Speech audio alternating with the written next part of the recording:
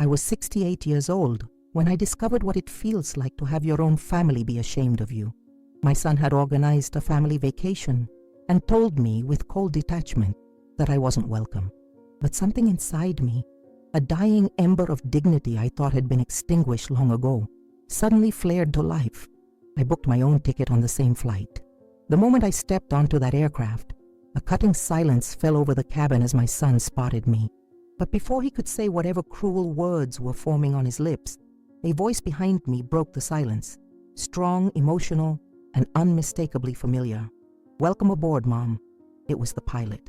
And as he wrapped me in an embrace that felt like coming home after a lifetime of wandering, the secret I had carried for more than 40 years threatened to explode, destroying everything in its path. Follow this channel for more heart-wrenching true stories that will leave you breathless. Like and comment where you're watching from, and share if you've ever had a family secret that changed everything. I was 68 years old when I discovered what it feels like to have your own family be ashamed of you. There's a particular sting to that kind of rejection that cuts deeper than any physical pain I've ever known. It settles in your chest like a cold stone, making each breath feel like you're drowning. That summer, my oldest son, Robert, had organized a family vacation to celebrate his wife's birthday in Charleston. Everyone was invited. My grandchildren, my daughter-in-law's parents, even distant cousins I barely knew. Everyone except me. The day he told me was ordinary in every way, which somehow made it worse. We were sitting in my small kitchen in Savannah, the ceiling fan clicking rhythmically above us. "Mom," he said, not quite meeting my eyes, his coffee cup firmly gripped between his manicured hands. "About Diane's birthday trip next month. We think it would be better for everyone if you stayed home this time." The way he said everyone, like I was some burden they'd all discussed behind closed doors, like I was a problem they needed to solve. "I don't understand," I whispered, my hands trembling slightly as I clutched my faded housecoat. "Did I do something wrong?" Robert sighed, that exasperated sigh he'd perfected since his teenage years. "It's not always about you doing something wrong, Mom. It's just Diane's parents will be there. Her boss is coming for part of it. It's a certain atmosphere we're trying to create." The unspoken words hung in the air between us. I wasn't sophisticated enough. My clothes weren't expensive enough. My stories weren't interesting enough. My existence wasn't enough. But something inside me, some ember of dignity I thought had long been extinguished, suddenly flared to life. Maybe it was the dismissive way he checked his watch while delivering this news. Or maybe it was 40 years of swallowing my pain finally reaching its limit. I didn't argue. I nodded and served him another slice of the pecan pie I'd baked that morning, his favorite since childhood. But after he left, I did something I hadn't done in decades. I defied him. With hands that hadn't stopped trembling since his visit, I booked my own ticket on the same flight. I withdrew nearly half of my modest savings. I even bought a new dress, navy blue with small white flowers, from the department store downtown. The salesgirl told me I looked lovely, and I almost believed her. The morning of the flight, I felt physically ill with anxiety. What was I thinking? A stubborn old woman forcing herself where she wasn't wanted. But I couldn't back down now. Some battles you fight not because you'll win, but because surrendering would cost too much of your soul. I remember every detail of that airport terminal. The acrid smell of burnt coffee from the small cafe near the gate. Children running in excited circles while harried parents checked documents. Families laughing too loudly, their happiness and unintentional cruelty to those of us sitting alone. And there they were, my sons, perfect family. Robert in his tailored jacket, Diane radiant in an expensive sundress, my grandchildren glued to their devices. They hadn't seen me yet. I watched them from behind a newspaper, my heart pounding so hard I was certain everyone could hear it. When boarding began, I waited until they were halfway down the jetway before I stood on wobbly legs and joined the line. The flight attendant smiled at me, that practiced professional kindness reserved for elderly passengers. "You doing okay today, ma'am?" she asked, checking my boarding pass. I nodded, not trusting my voice. The moment I stepped onto that aircraft, a cutting silence fell over the cabin. Robert's head snapped up from where he was arranging luggage in the overhead bin. Our eyes met, and for one terrible second, I saw something I'd never expected. Not anger, not embarrassment, but fear. Pure, unfiltered fear. He whispered something urgently to Diane, who turned and gasped softly. I froze midway down the aisle, clutching my small carry-on bag, suddenly feeling every one of my 68 years. The other passengers seemed to sense the tension, their curious eyes darting between us. But before I could retreat in shame, before Robert could say whatever cutting words were forming on his lips, a voice behind me broke the silence. Strong, emotional, and unmistakably familiar, though I hadn't heard it in over 40 years. "Welcome aboard, Mom." It was the pilot. He'd stepped out from the cockpit, resplendent in his uniform with captain's stripes, his eyes, so like mine, glistening with emotion. Without hesitation, he walked directly to me and wrapped me in an embrace that felt like coming home after a lifetime of wandering. Robert froze, his face draining of all color. The other passengers murmured in confusion, and in that moment, as the pilot's arms tightened around me, the secret I had carried for more than 4 decades threatened to explode, destroying everything in its path. I had given up a child before Robert was born, a child no one in my family knew existed, a child who now, impossibly, was standing before me in a pilot's uniform, calling me Mom in front of everyone. And God help me, I hugged him back. The pilot's embrace felt like fire against my skin, spreading warmth through my frail body that had been cold for so long. I trembled uncontrollably, not from my usual arthritis, but from the weight of 40 years of secrets suddenly threatening to crash down around us all. I could feel every eye in that airplane cabin boring into my back, hear the whispers rising like steam from a kettle about to scream. Why did he call her Mom? Who is this man? My throat closed up as I pulled back slightly to look at him, really look at him. His eyes were mine, there was no denying it. The same unusual hazel with flecks of gold around the iris that I saw in my mirror every morning. But everything else, the strong jaw, the cleft in his chin, the way his left eyebrow arched slightly higher than his right, that was all his father. James, the man I had loved with every fiber of my being, the man who had died in Vietnam before knowing I carried his child. The pilot, my son, squeezed my hands, his smile trembling with emotion. "I knew this day would come," he whispered, his voice cracking. "I've been waiting my whole life to find you." From the corner of my eye, I saw Robert rise from his seat, his face flushed with a dangerous mixture of confusion and rage. His wife clutched at his arm, her perfectly manicured nails digging into his designer jacket as she whispered urgently, "Not here, Robert. Not now." But her eyes betrayed her, darting between me and the pilot, hungrily collecting every detail of this unfolding scandal. My grandchildren looked up from their phones, finally interested in something outside their screens. My 12-year-old granddaughter Emma's mouth hung open in shock. Her brother Tyler, 15, and already mimicking his father's dismissive attitude toward me, narrowed his eyes with a calculation that seemed far too adult for his young face. Robert took a step toward us, swaying slightly in the narrow aisle.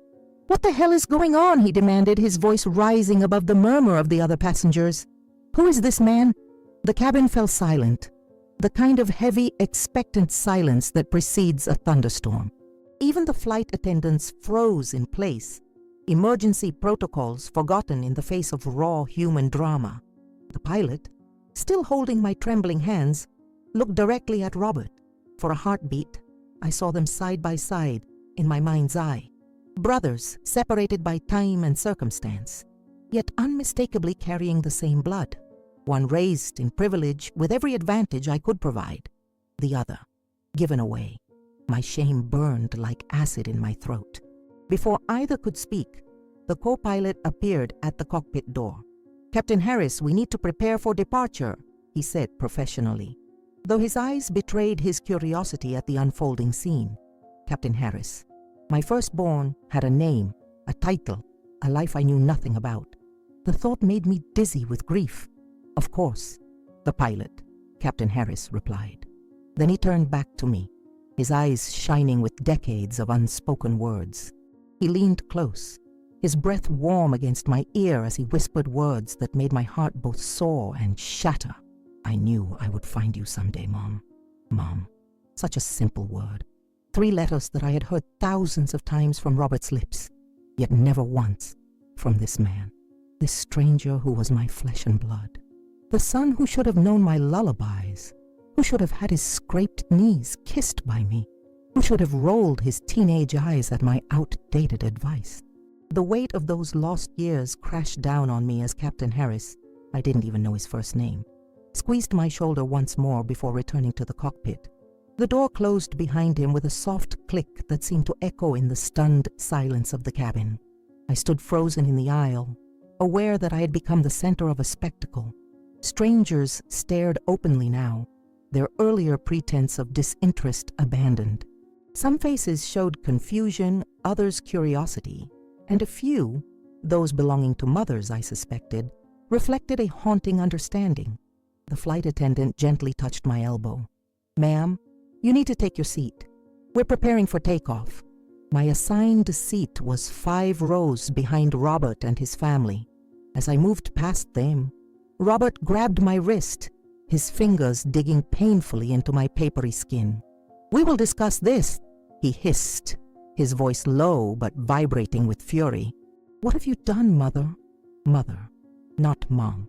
The formality was deliberate, a verbal slap that made me flinch. I pulled my wrist free and continued down the aisle, feeling the burn of his glare on my back. As I settled into my seat by the window, I caught sight of Diane already on her phone, fingers flying across the screen. No doubt she was texting the entire family, spreading the news of the scandalous scene she had just witnessed. By the time we landed, everyone would know that proper, prim Margaret Wilson had a secret son she had never mentioned, a son who flew planes, while her acknowledged son flew into rages. The engines roared to life, and I pressed my forehead against the cool window, watching the ground crew scatter like ants below. I closed my eyes, remembering another time, another place, when I had last seen my firstborn son. The hospital room with its mint green walls, the sound of his newborn cries, the weight of him in my arms for those brief, precious moments before they took him away. "It's for the best," they had all told me. "You're too young, too poor, too alone." Now, 4 decades later, as the plane lifted off the ground, I wondered how many other things in my life had been decided by that single, terrible surrender. As the plane climbed through the clouds, my mind drifted back to that county hospital in Savannah, Georgia, in the sweltering summer of 1979. The memory was so vivid I could almost smell the antiseptic sting in my nostrils, feel the scratchy hospital gown against my skin, and hear the distant thunder that had rumbled all through my 18 hours of labor. I was just 23 then, a widow with hollow eyes and a rounded belly that carried the last piece of James the First would ever have. My husband had been dead for 7 months by the time our son was born, killed in a helicopter crash in the final days of American presence in Vietnam. The telegram had arrived on a Tuesday. I remember because I'd been hanging laundry, and the white sheets had flapped against the clothesline like surrender flags, while the military officer stood awkwardly in my mother's backyard, hat in hand. The day my firstborn entered the world, I had exactly $23.47 to my name. No home of my own, no college degree, no husband. Just a dead Marine's posthumous child, and a family who saw me as nothing but a burden and an embarrassment. "You can't possibly raise a child on your own, Margaret," my mother had said, lips pinched, as she'd driven me to the hospital when my water broke. Her words carried the weight of decision, not suggestion. "The Sisters of Mercy have arranged everything. A good Christian family is waiting. They can give him what you never could." I'd protested at first between contractions that tore through me like bullets. "He's mine," I'd sobbed. "He's all I have left of James." My mother's face had hardened. "James is gone, Margaret, and if you keep this child, so are we. Your father has made that perfectly clear. You won't be welcome back home with a fatherless baby." In the delivery room, I'd begged the nurse, a kind-faced woman with tired eyes, to let me hold him just once. She'd looked over her shoulder nervously before placing him in my arms, all red-faced and squalling with a full head of dark hair. 5 minutes, she'd whispered. That's all I can give you. 5 minutes to memorize the tiny wrinkled fingers, the button nose, the perfect shell of his ears. 5 minutes to whisper all the love and apologies and promises I'd never get to keep. 5 minutes to become a mother and then unmake myself in the same breath. When they took him, I screamed so loud they gave me a sedative. Through drug-hazed eyes, I'd watched a faceless woman in a gray suit enter my room with a clipboard full of papers. She'd guided my trembling hand, showing me where to sign away the only thing that mattered. "What's his name?" I'd asked, the pen wavering in my grip. "That's for his new parents to decide," the woman had replied, not unkindly. "It's best if you don't know the details. A clean break heals faster." But nothing had healed. Not really. The wound had simply been covered, festering beneath the surface of my carefully reconstructed life. 2 years later, I'd met Walter Wilson, a kind widower 15 years my senior, who never asked why I sometimes woke up crying. We married quickly, and I became an instant mother to his 5-year-old son, Robert. When Walter died of a heart attack 12 years into our marriage, Robert was already in college, and I was alone again, this time with a modest inheritance and a stepson who tolerated me out of duty more than affection. I never told Walter about my firstborn. I never told anyone. The shame of giving up my child had calcified inside me, becoming a hard, secret stone I carried everywhere. Sometimes in the darkest hours of night, I would take out the one thing I had kept, a tiny hospital bracelet I'd stolen from the bassinet when the nurse wasn't looking. It was yellowed now, the ink faded to near invisibility, but I knew what it said. "Baby boy Taylor, 7 laps 2 O's, June 17th, 1979. In my lowest moments, I would whisper his birthday into the darkness, a ritual of remembrance that was also a form of penance. June 17th, the day I gained and lost everything. The plane hit turbulence, jolting me back to the present. The seatbelt sign dinged on, and passengers murmured nervously as we bounced through a rough patch of air. I gripped the armrests, knuckles white, wondering if my pilot son could feel my fear from the cockpit, if some primal biological connection still existed between us, despite decades of separation. A flight attendant's voice crackled over the intercom. "Ladies and gentlemen, Captain Harris has informed us we're experiencing some light turbulence. Please remain seated with your seatbelts fastened until the captain turns off the seatbelt sign." Captain Harris. My son had a title, authority, responsibility. People trusted him with their lives every day, and I had trusted strangers with his. 5 rows ahead, I could see Robert's profile as he leaned over to whisper something to Diane. His jaw was set in the same rigid line I'd seen countless times when he was displeased. At his father's funeral, at his college graduation when I'd cheered too loudly, at his wedding when I'd worn the wrong color, and somehow upstaged his mother-in-law. What condemned me most wasn't the papers I'd signed in that hospital, but the silence that came after, the cowardice that kept me from ever searching for my child, the pretense that he had never existed. I had built a life on that lie, constructed an identity as Robert's mother, without ever acknowledging I had been a mother before. How many times had I stood at school events, cheering for Robert while some part of me wondered if my firstborn was also in a school play somewhere, or playing baseball or graduating. How many birthdays had I marked with silent tears while blowing out candles on Robert's cake? How many nights had I lain awake wondering if he was safe, if he was loved, if he even knew he was adopted? And now here he was, not some vague ghost of possibilities, but a flesh and blood man with my eyes and his father's chin, a man whose life had run parallel to mine for 40 years, separated by nothing but choices made in fear and enforced by shame.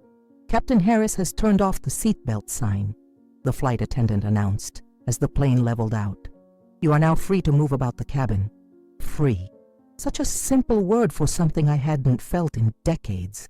The cabin of the Boeing 737 had become an intimate theater for my public undoing. Every whisper, every glance in my direction felt magnified. I could almost hear the text messages pinging throughout the plane as passengers discreetly documented the unfolding drama. In seat 14A, an elderly woman traveling alone discovers her pilot son she gave up for adoption. In seats 9C through 9F, her other family watches in horror. Film at 11. A young flight attendant approached my row, leaning down with practiced concern. "Can I get you anything, ma'am? Perhaps some water?" Her name tag read Jessica, and she couldn't have been much older than I was when I'd made the decision that fractured my life. "Water would be lovely, dear," I managed, my voice barely audible over the drone of the engines.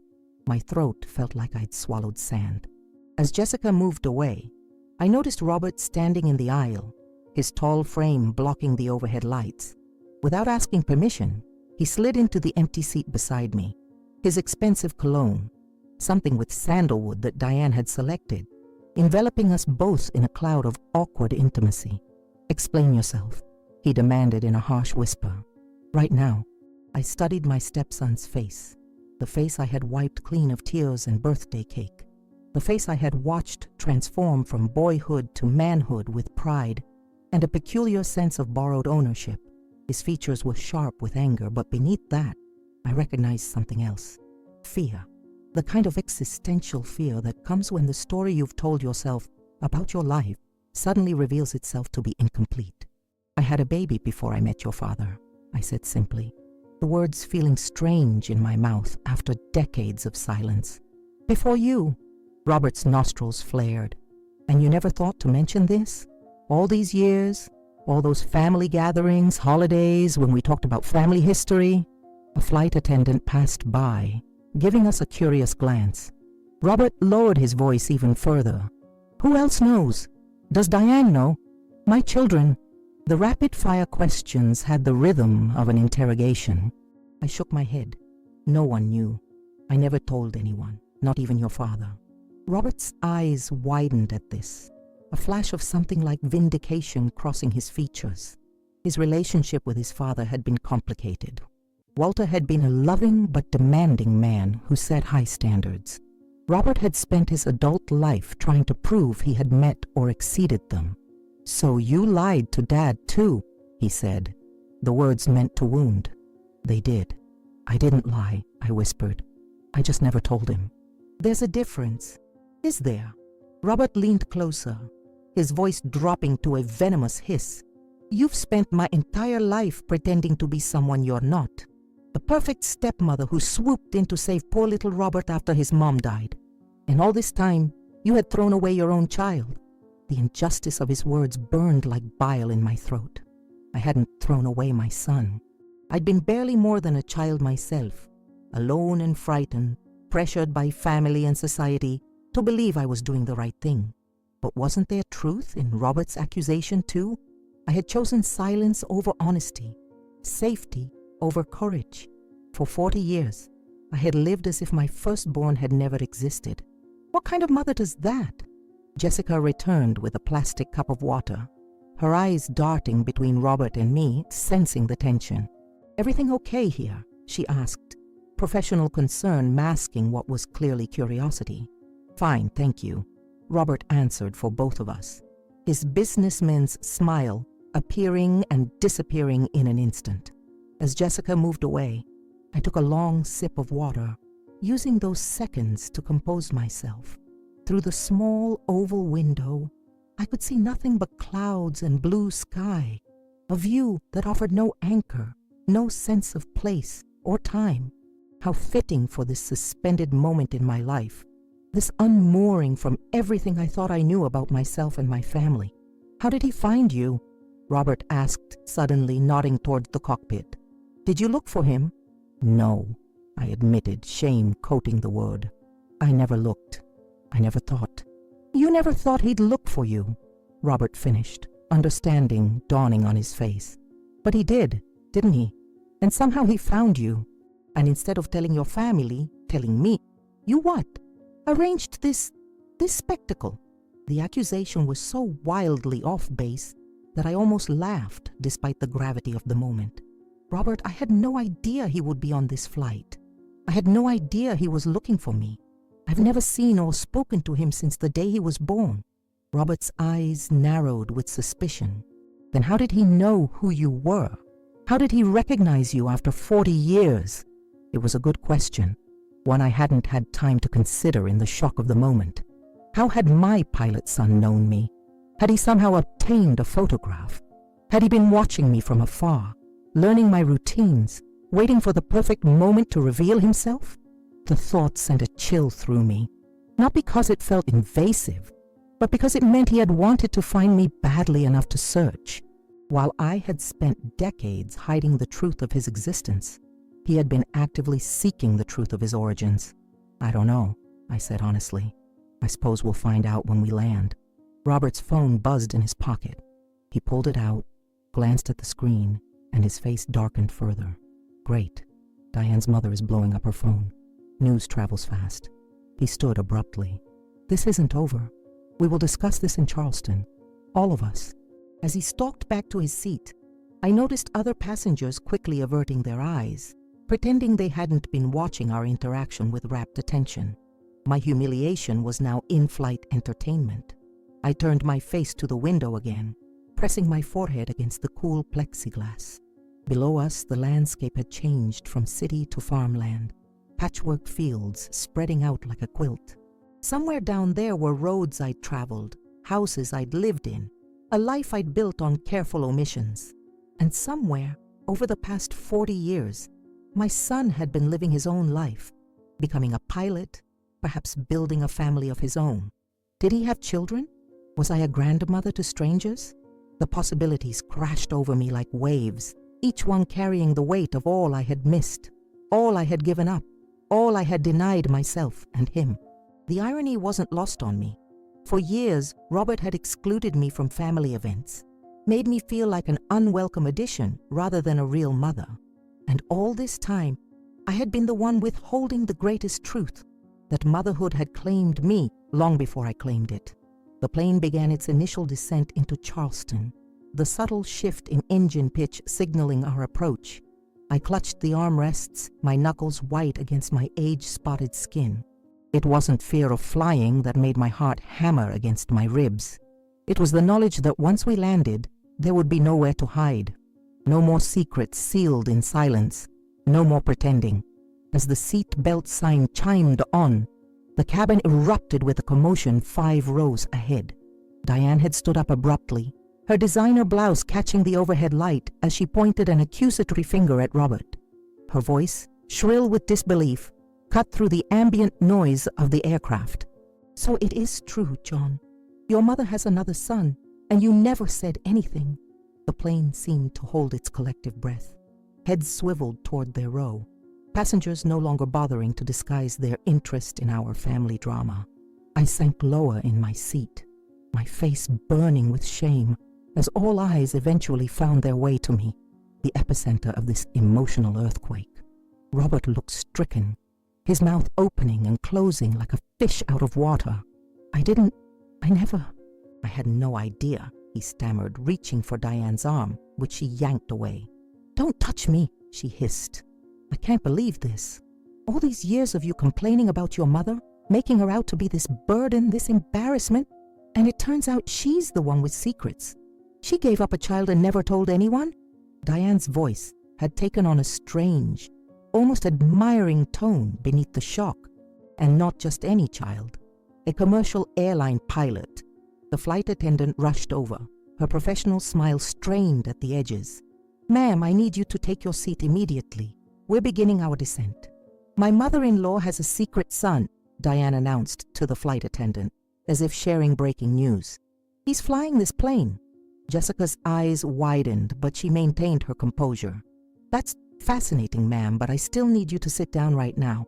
Diane complied, but not before giving me one last incredulous look over her shoulder. The message was clear. Her perception of me had fundamentally shifted. In her eyes, I had transformed from boring, burdensome mother-in-law to a woman of mystery and hidden depths. The irony would have been amusing if it weren't so painful. The weight of all those stares pressed on me like a physical thing. I had spent decades cultivating invisibility, perfecting the art of taking up as little space as possible in Robert's life and in the world. Now I was the most visible person on the plane, dissected by curious gazes, the subject of urgent text messages and whispered speculations. But something else was happening too, something unexpected. As I looked at Robert, I realized the power dynamic between us had suddenly irrevocably shifted. My stepson had always positioned himself as my superior, more successful, more sophisticated, more deserving of respect. He had wielded the narrative of our family like a weapon, placing me perpetually on the outside, the interloper who could never truly belong. Now he looked small, diminished, a man whose carefully constructed identity as the only son was crumbling before his eyes. And it wasn't just Robert who seemed transformed. The other passengers were looking at me differently too, not with pity or dismissal, as people often regarded older women, but with intrigue. Who was this seemingly ordinary grandmother who harbored such extraordinary secrets? The plane dipped lower, the sprawling beauty of Charleston coming into view below. Sunlight glinted off the Cooper River as we descended, the historic peninsula with its church steeples and pastel antebellum homes growing more distinct. Under different circumstances, I would have appreciated the view. This city had always held a special place in my heart. James and I had spent our honeymoon here, walking hand in hand down cobblestone streets, making plans for a future that would never come. Now, Charleston would become the setting for another pivotal moment in my life, the reckoning that had been 40 years in the making. As we touched down, the tires chirping against the runway, I felt a strange sense of inevitability. Perhaps this confrontation had always been waiting for me, patient as the tide. Perhaps some truths cannot remain buried forever, no matter how deeply we try to enter them. The airplane taxied to the gate with excruciating slowness. My fellow passengers were already reaching for their bags, phones pressed to ears as they shared their extraordinary in-flight experience with loved ones. "You won't believe what happened on my flight," I imagined them saying. This old lady discovered her secret son was the pilot. Robert and Diane remained seated, their backs rigid with tension. Their children, my grandchildren, looked bewildered and uncomfortable. The family vacation already derailed before it had properly begun. The aircraft door opened with a pneumatic hiss. The flight attendant's voice came over the intercom. "Ladies and gentlemen, welcome to Charleston International Airport. Local time is 2:45 p.m.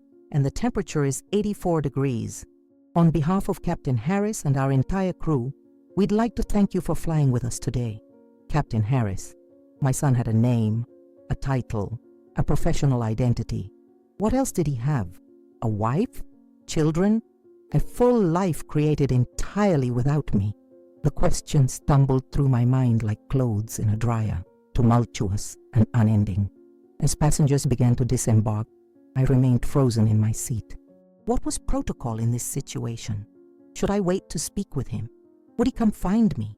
What would I say when we were finally face to face, without an airplane full of spectators? Jessica appeared at my side, bending down to my level. "Ma'am," she said softly, "Captain Harris asked if you could wait until the other passengers have deplaned.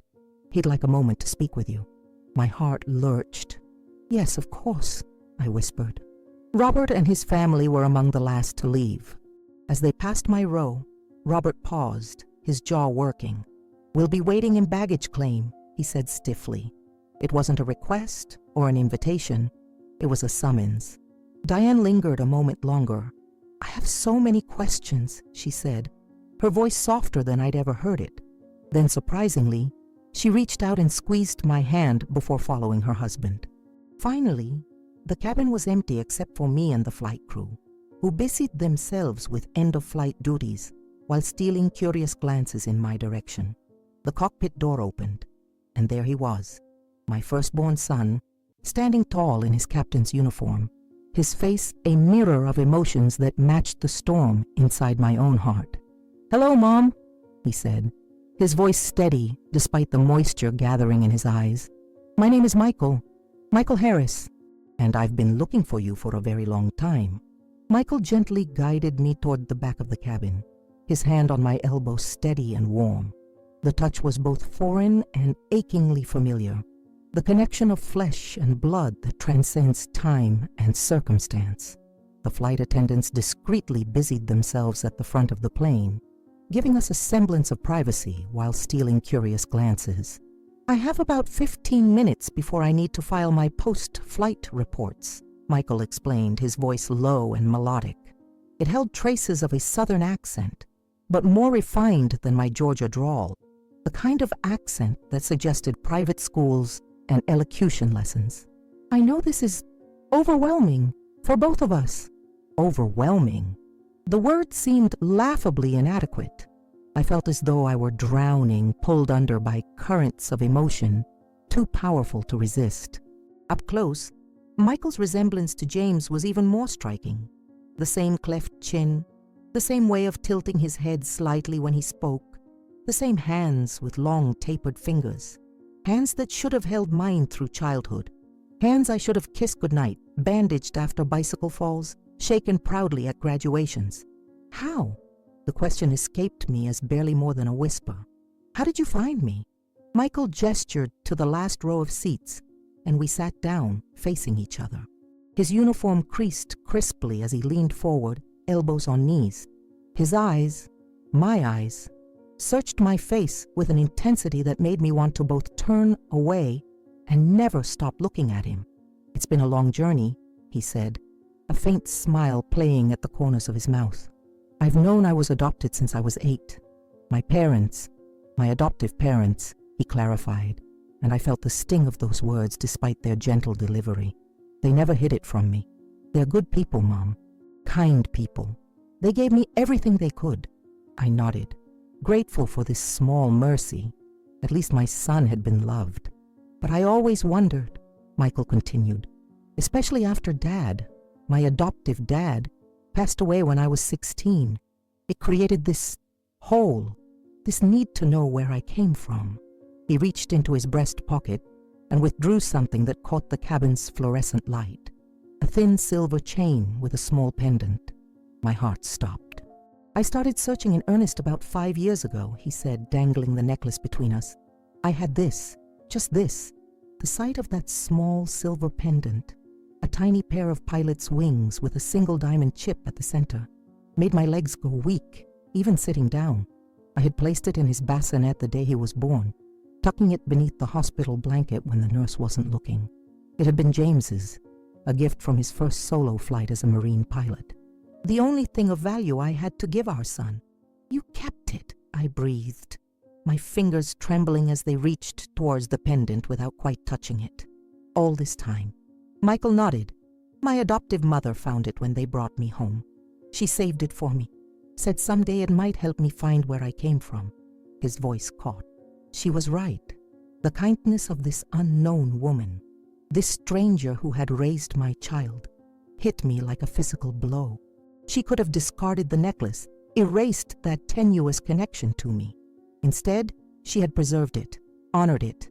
While I had been hiding from the truth, she had been preparing my son to someday face it. "The inscription helped," Michael said softly. I'd forgotten about the inscription. James had had the pendant engraved for me when he left for Vietnam, our initials and the date we met. JT and MT, 4/16/78. "I hired a private investigator," Michael continued. "With just your initials and a date, it took years. Dead ends, false leads. But then last year, we found a wedding announcement from 1981 in the Savannah Morning News archives. Margaret Taylor marrying Walter Wilson. The timing fit. The initials matched. My marriage to Walter had been a small affair. Just family and a few friends at his sister's home in Savannah. I remembered the announcement, a tiny square of newsprint that Walter had insisted on, proud to be starting a new chapter. I never imagined that inconsequential notice would someday lead my firstborn back to me. Once we had your married name, things moved quickly. Social media, public records. I found out where you lived, saw pictures of you with," he hesitated, "with your other family." The pain in those words was palpable, not accusatory but wounded. I had gone on to have another life, another family, while he had been left with only questions and a silver pendant. "I was going to contact you," Michael said. "I had it all planned out. A letter first, maybe, to give you time to process. But then I saw your name on today's passenger manifest. He shook his head in disbelief. Of all the flights, all the routes, I've been flying this Charleston-Savannah connection for 3 years. How many times might we have been this close without knowing? The cosmic coincidence of it, or perhaps the divine intervention, left me speechless. All those years of separation, and then the universe had conspired to bring us together in the most dramatic way possible. When I saw your name, I checked the passenger details. Your age, your address, everything matched what the investigator had found. I knew it was you. Michael's voice dropped lower. I was terrified. I almost called in sick. But then I thought, if not now, when? A notification chimed on his phone. Michael glanced at it and sighed. I need to finish my reports. But I don't want to leave you. Not when I've just found you. Robert is waiting, I said, the reality of my complicated situation crashing back. My stepson. Your half-brother, I suppose. The words felt strange in my mouth. These relationships that had never been acknowledged, now suddenly demanding definition. Michael nodded, understanding in his eyes. This is a lot for everyone to process. Why don't I meet you later, after you've had some time with your family? He reached into another pocket and produced a business card. My cell number. Call or text whenever you're ready. I took the card, our fingers brushing. Such a simple touch, yet it sent a jolt through me. The first physical contact with my son in 40 years. I have so many questions, I said, my voice breaking. So much to tell you. About your father, about why I couldn't. Michael placed his hand over mine, stopping my stumbling apology. We have time now, Mom. All the time we need. Mom. The words still sounded foreign coming from this stranger who was also my flesh and blood. And yet, something in me recognized it, responded to it at a level deeper than conscious thought. As we stood, Michael hesitated, then reached for his neck, unclasping the silver chain. I think this belongs to you, he said, placing the pendant and chain in my palm and closing my fingers around it. At least for now. The metal was warm from his body heat. I clutched it like a talisman. This physical link between past and present, between what was lost and what might yet be found. Thank you for finding me, I whispered. Michael smiled. James's smile, the one that had always made my heart skip. And for a moment, I glimpsed all the parallels lives we might have lived, all the moments we should have shared. Thank you for waiting to be found, he replied. The terminal bustled with summer travelers, families herding exhausted children, business people striding purposefully toward rental car counters, college students returning home with overstuffed backpacks. Their ordinary concerns seemed to exist in another dimension entirely. As I made my way toward baggage claim, Michael's business card clutched in one hand, the silver pendant warm in the other. I felt strangely detached from my body, as if watching myself from above. This small, gray-haired woman navigating the airport in sensible shoes, carrying a burden invisible to everyone around her. The vinyl flooring squeaked beneath my feet. Announcements echoed overhead. Everything seemed both hyper-real and dreamlike at once. At the bottom of the escalator, I spotted them immediately. Robert, Diane, and my grandchildren clustered around a bank of chairs, their postures tense. Robert paced in small, agitated circles while speaking intensely into his phone. Diane sat with her back unnaturally straight, scrolling through her own device with robotic focus. The children, sensing the adult tension, had retreated into their respective digital worlds, headphones firmly in place. They didn't see me at first. I had a moment to brace myself, to try to find words for the inexpressible. But what vocabulary exists for such a moment? What phrase could possibly bridge the chasm between the life I had lived and the truth now laid bare? Robert spotted me first. He ended his call mid-sentence and strode towards me, his face flushed with an emotion I couldn't quite name. Anger, certainly, but something else too. Fear, perhaps. Or betrayal. What was that? He demanded without preamble, gesturing vaguely towards the gates behind me. That performance back there? Several nearby travelers glanced our way, their curiosity piqued by his raised voice. Diane rushed over, placing a restraining hand on his arm. "Not here, Robert," she hissed. "Everyone's staring." "Let them stare," he shot back, shaking off her touch. His eyes never left my face, boring into me with an intensity that made me want to shrink into myself. "I want answers. Now." Something in his tone, the entitled demand of it, the assumption that I owed him an explanation on his terms, in his timing, ignited a spark of indignation in my chest. For decades, I had made myself small to accommodate Robert's ego, had accepted his dismissals and subtle cruelties as penance for my own perceived failings. But standing there with Michael's pendant warm in my palm, I felt something shift inside me. "No," I said, my voice quiet but firm. Robert blinked, momentarily thrown by this unexpected resistance. "What do you mean, no?" "I mean, I won't discuss this here. I won't be interrogated in an airport terminal like a criminal." The steadiness of my own voice surprised me. "This is between me and my sons." "My sons?" Plural. The words hung in the air between us, simple yet seismic. Robert's face contorted. "Your sons? Your sons?" His control slipped entirely, his voice rising to a shout that turned heads throughout the baggage claim area. "You abandoned one child and then swooped in to play mother to another? And you think you have the right to call either of us your son?" Each word landed like a physical blow. I staggered slightly, reaching for the nearby column to steady myself. The accusation cut so deeply because it contained a kernel of truth. I had abandoned my firstborn, however coerced that decision had been, and I had then raised another woman's child as my own. The contradiction was stark and painful. "You don't understand," I whispered, my newfound courage faltering beneath the weight of his rage. "What don't I understand, Mother?" Robert spat the word like a curse. "That you've been living a lie, that everything I thought I knew about you, about our family, was false." "Robert, please," Diane interjected, glancing anxiously at our growing audience. Several people had stopped pretending not to listen and were openly watching our confrontation. Someone was filming with their phone.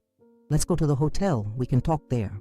But Robert was beyond reason, decades of complicated feelings toward me finally finding an outlet. "You chose him," he said, his voice dropping to a dangerous whisper. "Before me, before Dad. You had another family that you threw away." The unfairness of this accusation, this grotesque simplification of the most painful chapter of my life, broke something inside me. The tears I'd been fighting since the plane landed now flowed freely down my cheeks. "I didn't choose anyone," I cried, my voice cracking with emotion. "I was 23 years old, alone, widowed. My husband, Michael's father, died in Vietnam before his son was even born. My own family told me I had no choice, that I couldn't raise a child alone, that I would bring shame on everyone." The words poured out of me. 4 decades of silence finally shattered. I signed those papers in a hospital bed, still bleeding from giving birth, with no one to advocate for me, no one to tell me I had options. I was sobbing now, years of suppressed grief erupting like a geyser. Around us, the airport seemed to fade away. The curious onlookers, the announcement of arriving flights, all of it receded behind the roaring in my ears. I have spent every day of the last 40 years wondering where he was, if he was safe, if he was loved. My words tumbled over each other, unstoppable now. I've celebrated his birthday in secret every year, June 17th. I've looked for him in every crowd, in every face that passed me on the street. Robert stood frozen, his expression shifting between disbelief and a reluctant, dawning comprehension. "And yes," I continued, quieter now but no less intense, "I raised you. I loved you as my own. I tried to be the mother you deserved after yours was taken from you. I never once regretted that, Robert. Not for a single moment. But loving you didn't erase the child I lost." The silence that followed felt endless. In that moment, I felt utterly exposed. Every vulnerability, every failure, every secret part of myself laid bare not just to my family, but to a gathering of strangers in an airport baggage claim. I had never felt more alone, more judged, more reduced to a spectacle. Then from behind me, a familiar voice, strong, clear, commanding respect. She never stopped being my mother, and I don't blame her. I thank her for giving me life. Michael stood there in his captain's uniform, his presence immediately shifting the energy of the scene. Several passengers from our flight recognized him and murmured to each other, pointing discreetly. He moved to my side, his shoulder almost touching mine, a silent statement of solidarity. "I found her," he said to Robert, his tone professional but with an underlying current of emotion. "She didn't seek me out. I spent years searching, and when I found her name on today's flight manifest, I couldn't let the opportunity pass." Robert stared at his newfound half-brother, seemingly at a loss for words. The physical differences between them were striking. Michael tall and broad-shouldered like his father, Robert shorter with Walter's more compact build.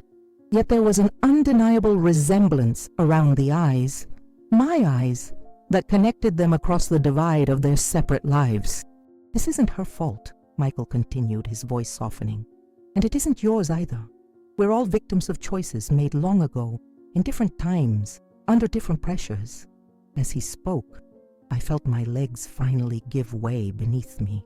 The emotional toll of the day, the shock, the confrontation, the public exposure of my most private pain became physically overwhelming.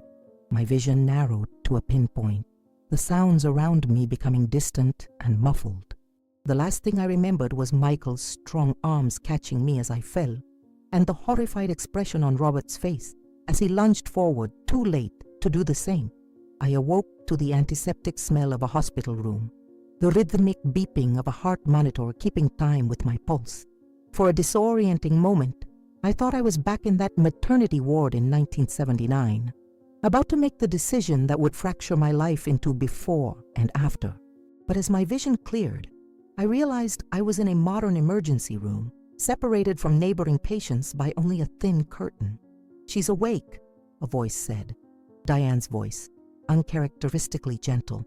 Her face appeared above me, concern etched in the fine lines around her eyes. "Margaret, can you hear me? You fainted at the airport." The memories rushed back. The flight, Michael, the confrontation with Robert, my public collapse. Embarrassment flooded through me, hot and uncomfortable. Even in this, I had caused a scene, become a burden. "Where?" My voice came out as a croak. "Charleston Memorial," Diane replied, holding a plastic cup of water to my lips. "The airport called an ambulance. Your blood pressure bottomed out. They want to keep you for observation just for a few hours." I took a small sip, the cool water soothing my parched throat. "Robert?" A shadow crossed Diane's face. "He's in the waiting room with the kids. He's..." She hesitated, seemingly searching for the right word. "Processing. Processing." Such a clinical term for the emotional earthquake that had just devastated our family landscape.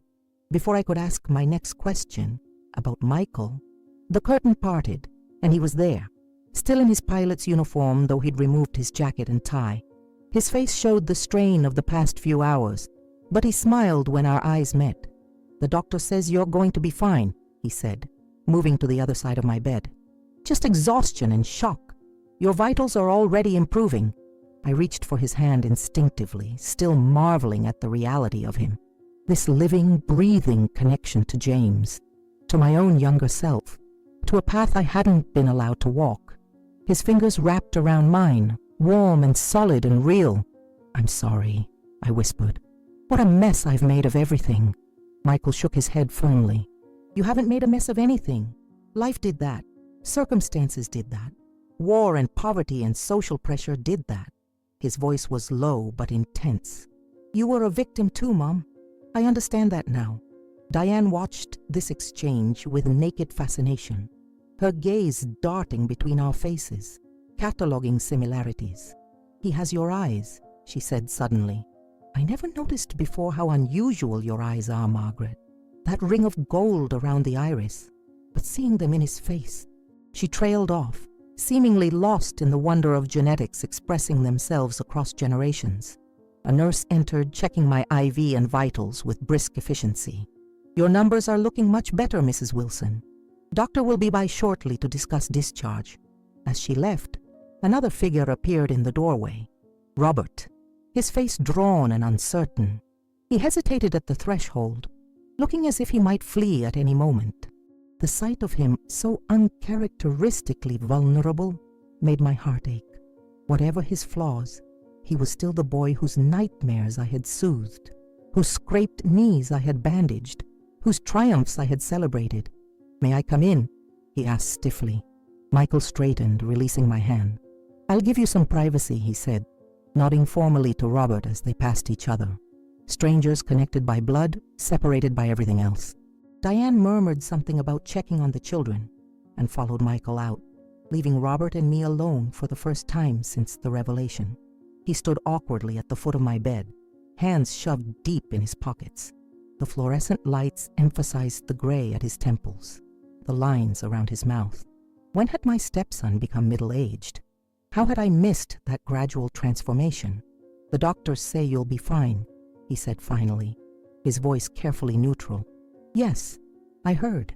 Silence stretched between us, taut with unspoken words. The monitor beeped steadily, marking each second of this standoff. "Why didn't you tell me?" Robert asked at last, the question emerging quietly but with unmistakable pain. "All these years, why the secrecy?" I considered deflecting, offering some simplified explanation that might ease his hurt without exposing my own. But I was tired, bone deep, soul tired, of hiding, of partial truths, of carefully constructed narratives. "Shame," I said simply. "At first it was shame. My family made me feel that giving up my baby was something so disgraceful it could never be spoken of. Then after I married your father, it became fear. Fear that if he knew, he might not want me. Fear that you might reject me." My voice caught. "And then, as the years passed, it became impossible. How do you tell someone that you've hidden something so fundamental for so long? The longer I kept the secret, the more impossible it became to reveal it." Robert absorbed this, his expression unreadable. I looked him up. He said abruptly, "Your other son, Michael, while you were unconscious, he's quite accomplished. Chief pilot for his airline, military service before that, married, 2 children. He paused. 2 grandchildren you've never met. The revelation hit me like a physical blow. Grandchildren. More family I didn't know. More lives connected to mine through invisible threads of DNA. "I've missed so much," I whispered, tears threatening again. Robert's shoulders slumped slightly. "He seems like a good man," he admitted reluctantly. "He stayed with you until the ambulance came, knew exactly what to tell the paramedics. He's been coordinating with the doctors, checking your insurance details. Very efficient." There was something in his tone, not quite jealousy, but perhaps a dawning recognition that the narrative of our family, which he had controlled for so long, was being rewritten before his eyes. "You didn't know," he said finally. "When you boarded that plane, you had no idea he would be the pilot." "No," I confirmed. "It was as much a shock to me as to you." Robert nodded slowly, seeming to accept this truth. "He wants to have dinner with us tonight. All of us. At the hotel." He ran a hand through his hair, a gesture so reminiscent of his father that it made my heart twist. "I told him I'd ask you, if you're feeling up to it." The invitation, reluctant though it was, represented an opening, a small crack in the wall of anger Robert had constructed. I recognized it for the olive branch it was. "I'd like that," I said cautiously. "If you're comfortable with it." "Comfortable?" Robert gave a short, humorless laugh. "None of this is comfortable, Mother. Finding out at 65 that you have a half-brother? That's not comfortable, but..." He hesitated, choosing his words carefully. "It's reality, and I've always prided myself on facing reality. It was as close to acceptance as I could hope for, at least in this moment. A willingness to move forward, however tentatively. As if summoned by our fragile truce, Michael appeared at the door again, accompanied by a doctor who pronounced me stable enough to leave. As the doctor outlined discharge instructions, I watched my sons, both my sons, standing on opposite sides of my hospital bed, neither quite looking at the other, both bound to me by different journeys of love and loss. "Ready to go?" Michael asked when the doctor had gone, offering his arm for support. I glanced at Robert, who gave a short, tense nod. "We'll see you at the hotel," he said. "Diane's gone ahead with the kids to get everyone settled." As I stood on shaky legs, supported by the son I had just found, watched by the son I had raised, I felt something unexpected unfurl in my chest. Not just the pain and regret that had been my constant companions for 40 years, but something lighter, something like possibility. Perhaps some wounds never fully heal. Perhaps some losses can never be completely restored. But as we walked slowly toward the exit, the afternoon sunlight streaming through the hospital windows caught the silver pendant now hanging around my neck, making it gleam like a promise. Life has a way of burying our deepest secrets, but time always reveals what truly matters. My story isn't just about a mother who gave up her child, or a son who discovered his truth, or a family forced to confront the past. It's about how shame can poison decades of our lives if we let it, and how it's never too late for healing to begin. What would you have done in my place? Would you have had the courage to face your past when it suddenly appeared before you? Or would you have continued to hide behind the walls of silence? Sometimes the most painful revelations lead to the most beautiful new beginnings. Remember that family isn't just defined by blood or by the stories we tell ourselves. It's defined by the love we choose to give, the forgiveness we find the strength to offer, and the truth we finally allow ourselves to speak. If this story touched your heart, please follow our channel for more powerful, true life stories that remind us what it means to be human. Like, share, and tell us in the comments about a time when truth changed everything for you. Sometimes in sharing our most painful moments, we help others feel less alone in theirs.